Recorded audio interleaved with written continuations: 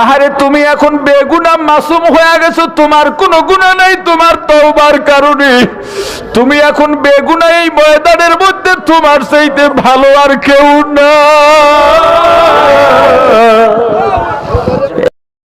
এ যুবক, কতদিন দুনিয়াতে বাঁচবা ভাই তুমিও জানো না, আমিও জানি না।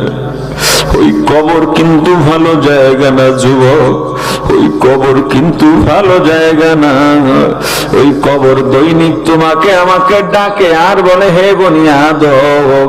আমি কবর কিন্তু ভালো জায়গা না, আমি কবর কিন্তু সাপ বিচ্ছুর ঘর, আমি কবর কিন্তু জাহান্নামের আগুনের গাড়া। যদি বেঈমান নাফরমান অকৃতজ্ঞ হয়ে কবরের মধ্যে আসো, কবরের দুই দিকের মাটি এমন ভাবে চাপ মারবে, ডান পাজরের হাড্ডিগুলো বাম পাজরে ভেঙে চলে যাবে, বাম পাজরের হাড্ডিগুলো ভেঙে চলে ডান পাজরে চলে যাবে। কবরটা জাহান্নামের আগুনে ভরে যাবে। ওই জাহান্নামের বিষাক্ত ভয়ঙ্কর সাপ শো শো করতে করতে তোমার দিকে আসবে। পালাবার জায়গা পাইবা না, ভেগে যাওয়ারও জায়গা পাইবে না। আরে ওই কবরে যখন মানুষ যাবে, প্রত্যেকটা মানুষকে কবরে রাখার সঙ্গে সঙ্গে আল্লাহর রাসূলের রওজার সঙ্গে একটা মহাসড়ক হয়ে যাবে। আমার রাসূল উম্মতকে দেখবেন। ওই কবরে দৃশ্যমান একটা সুন্নতি সঙ্গে থাকে, সেটা হলো দাড়ি। ওরে যুবক, আমার রাসূল বলেন যেই উম্মত দাড়ি কামায় বা এক মুষ্টির কম ছাটে, ও যেন হাতের মধ্যে ছুরি নিয়ে আমার কলিজাটাকে খণ্ড বিখণ্ড করে দিল। ওরে যুবক, তুই যখন সেলুনে যাস, তোর কি একটু মায়া লাগে না?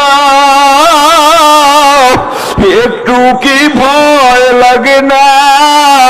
এরে যুবক, হাতে পায়ে ধরে বলে যাই, রে ভাই তুই আমার কলিজার ভাই। যদি বলি হুজুর আবার পায়ে ধরে মাপ চাওয়া লাগবে, আমার পায়ে ধরা লাগবে, তাহলে আমি দাড়ি রাখবো। ওরে যুবক, আল্লাহর কসম করে বলি তুই বল, আমি এখন তোর পায়ে ধরতে রাজি আছি। ওই কবরে যাওয়ার পর যখন আমার রাসূল দেখবেন তোমার মুখের মধ্যে দাড়ি নাই, আমার রাসূল বড় কষ্ট নিয়ে বলবেন, পর্দা দে, পর্দা দে, পর্দা দে। এটা আমার উম্মত না। কতদিন বাঁচবো জানি না, কতদিন বাঁচবো জানি না। যেই মেয়ে দাড়ি না থাকার কারণে তোমার ঘরে আসবে না, এমন মেয়ে থেকে তুমি আল্লাহর কাছে পানা চাও।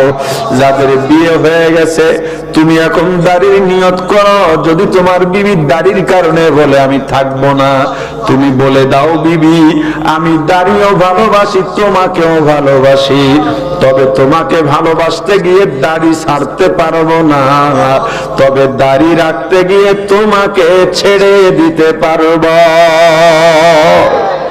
আসুনি দুই একটা যুবক আমার হাতে হাত দিয়ে আজকে ওয়াদা করে যাইবা, হুজুর আমি দাড়ি আর জীবনেও কাটবো না, দাড়ি ছাড়বো না।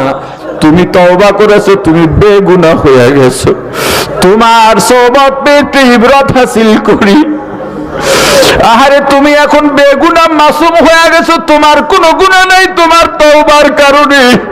তুমি এখন বেগুনাহ, এই ময়দানের মধ্যে তোমার চাইতে ভালো আর কেউ না।